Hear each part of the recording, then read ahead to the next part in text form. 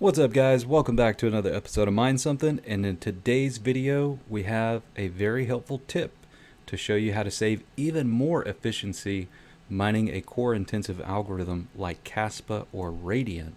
So if that kind of content is what you're here for, do me a favor, hit that like and hit the subscribe if you haven't already. So I want to give a special thanks to IE Doc as well as 306 Miner. Both of these guys have been very helpful in the Discord, specifically on the Radiant Mining Discord as well as the BZ Miner Discord. So if you guys aren't on their Discord, I highly recommend getting on there so that you can learn stuff like this, but I'll continue to share what I find with you as well. So, when it comes to efficiency, obviously everybody is just scraping the barrel trying to get every ounce of efficiency they can out of their rigs, but during the bull run, how many of us truly cared how awesome our efficiency was? I'm going to raise my hand first and say that I was more concerned with getting max hash rate than I was getting max efficiency, and that came at the detriment of my electric bill.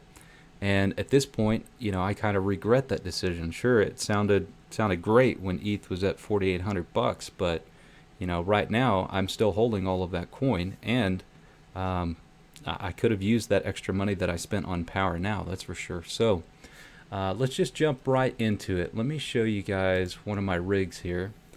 So this is a 3080 and 3070 rig. Let me show you what the flight sheet looks like on my Alderon rig, which is a 3070 Ti rig. So I did not know this was possible until recently, and you may not be either, and I hope this helps you. But did you know that you can set a core clock offset with a locked core clock? So on 3070 Ti's, I can actually push these up to 310, and I've got my locked core clock set at 1400. And of course, if you're mining a core intensive algorithm, you want to lock your memory clock at 810. So I did get tripped up a little bit here. I had copy and pasted this command from Discord, and one thing that messed me up was I had a space in here. And so I always thought I needed to check in between here to make my spaces work correct. So if you wind up copying and pasting this from the description below, make sure you delete those extra spaces out of there.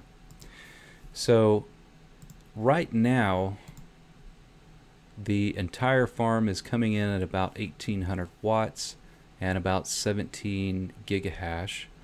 And you can figure out what overclocks work best for your specific GPU.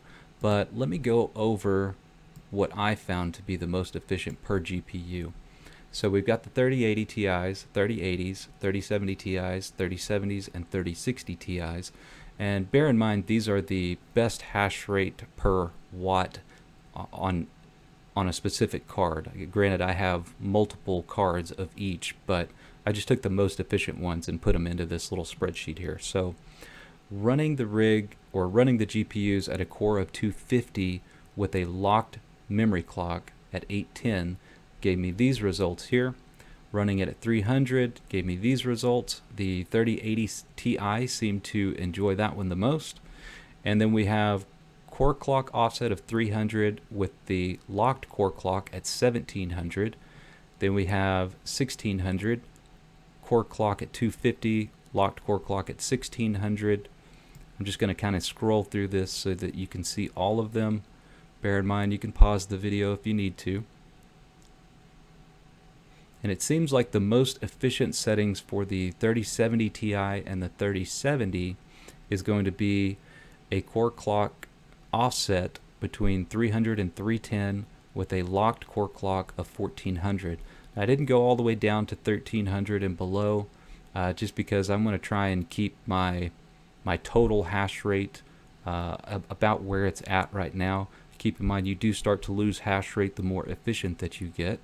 But 11.5 megahash per watt is pretty awesome to me. It looks like the 3060 Ti enjoyed having a core clock of 300 and a locked core of 1500. And then the 3080 liked the core clock at 250 and a locked core clock of 1600.